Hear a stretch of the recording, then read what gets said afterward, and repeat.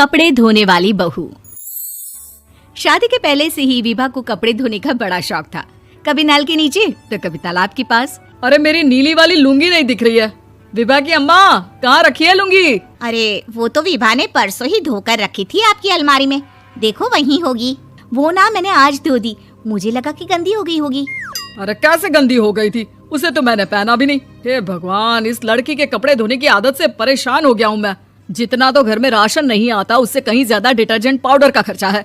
इसकी शादी करवा दो, शादी जाए अपने घर में ही करे काम, फिर चाहे घर के कपड़े धोने हो या पूरे गांव के।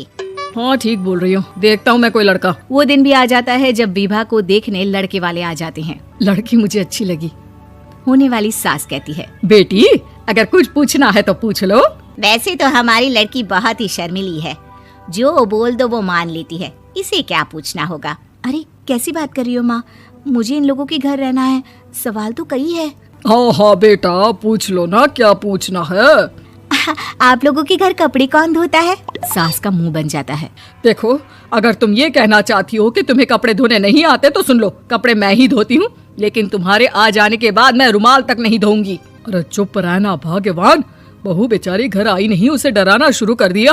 वो क्या है ना बिटिया, अभी तक तो ये कल्लू की माँ ही धोती थी, लेकिन अब तुम्हारे पापा तो दहेज में वॉशिंग मशीन देंगे ही। तभी विभा की माँ बोल पड़ती है, सवाल भी पूछा तो क्या। वैसे भाई साहब, मशीन की तो फिर भी कपड़े धोने की कैपेसिटी होती है। मतलब जो बिटिया दे रहे हैं ना विभा, इसे कपड़े धोने का बहुत शौक है। ये आप लोगों के क्या, आस पड़ोस गांव मोहल्ले सबके कपड़े धो दे और उफ तक ना करे। बाहर देखा नहीं आपने कितने कपड़े सूख रहे हैं, सब हमारी बिटिया ने ही तो धोए हैं। बस भी करो ना माँ, शर्म आ रही इतनी तारीफ सुनकर।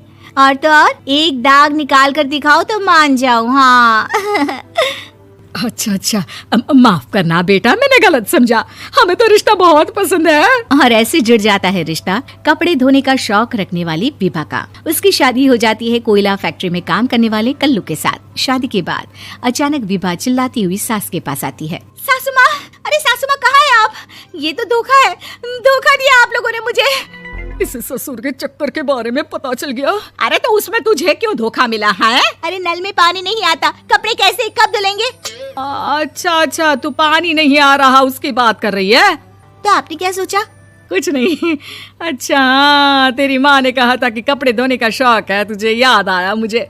शौक बोलकर कपड़े धोने वाले मेरे जुनून को कम ना आके सासू माँ, कपड़ा धोना मेरा गुरूर है। तभी पति भी वहाँ आ जाता है। अभी मैंने इसे सनी देओल की फिल्म दिखाई है, उसी के डायलॉग मार रही है माँ। अच्छा सुन, साफ साफ बता रही हूँ, पानी सुबह 4 से 6 और शाम को 10 से 12 आता है, समझी? विभा टाइमिंग सुनकर हैरान हो जाती है। ये क्या भूतों का मोहल्ला है? सुबह 4 बजे उठकर कौन कपड़े धोता है? 4 बजे टंकी में पानी जाता है, फिर सारा दिन धोना ना, किसने मना किया? अरे कैसे बात कर रही है, 200 लीटर की टंकी में कितने कपड़े धो लूंगी मैं, सुबह ही उठ जाऊंगी मैं। अब क्या था, विभा सुबह 4 से लेकर रात के 12 बजे तक कपड़े ही धोती रहती। एक रोज सास पड़ोस से निकलकर कहीं जा रही होती है कि साथ वाली कहती है, हाँ कल्लू की माँ, जरा ये बताओ कि 2 साड़ी है, 2 ब्लाउज और एक पेटीकोट और एक नाड़े वाला लंबा कच्चा। हाँ तो? अरे तो क्या, कितना लोगी धुलाई ये बताओ। धोबन दिख रहे हैं हम क्या? हमारे पति सरकारी नौकरी से अभी रिटायर हुए हैं और बेटा सुपरवाइजर है कोयला फैक्ट्री में। धोबन समझ रखा है हमें? हाय रे कल्लू की अम्मा, माफ कर दो, वो तो मोहल्ले में यही सब बता रहे थे कि तुमने बहू को कपड़ा धुलवाने के काम में लगा दिया है। सास को पड़ोसन की बात सुनकर गुस्सा आ जाता है। वो घर पहुंचती है जहां घर के बाहर ही इतने सारे कपड़े सूख रहे होते हैं जितने कि किसी धोबन के घर पर। अरे ओ कल्लू की दुल्हन, बाहर निकल। माँ जी यहीं आ जाओ, बाथरूम में चादर धो रहे हैं हम। अरे अभी हम धोते हैं, तुमको बाहर निकलो। ये आस पड़ोस वाले बोल रहे हैं कि हम बहू से कपड़े धुलवा कर उसे कपड़ा धोने वाली बना दिए हैं। अरे छोड़ो ना माँ जी, किन लोगों की बातों में आती हो? आस पास के लोगों का तो काम ही होता है कि वो किसी तरह सास बहू को लड़ा दे। बहू सारे घर के कपड़े धोती है, ये क्या कम है? बोलिए।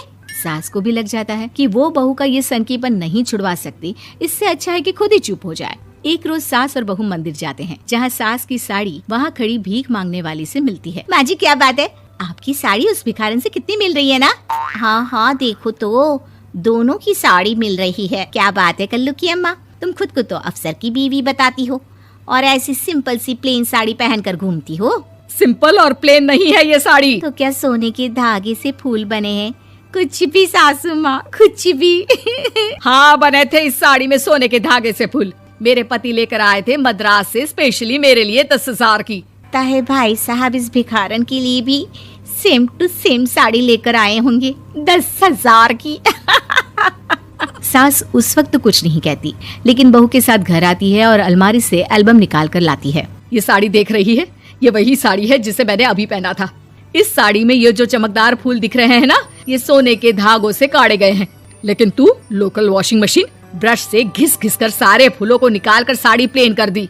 मुझे माफ कर दीजिए सासू माँ। और तो और, जब मैंने तुझे तेरी गलती के लिए कुछ नहीं कहा, लेकिन तूने तो सबके सामने मेरा मजाक ही बना दिया। क्यों? बहू को समझ में आ जाता है कि अब से उसका कपड़े धोना बंद।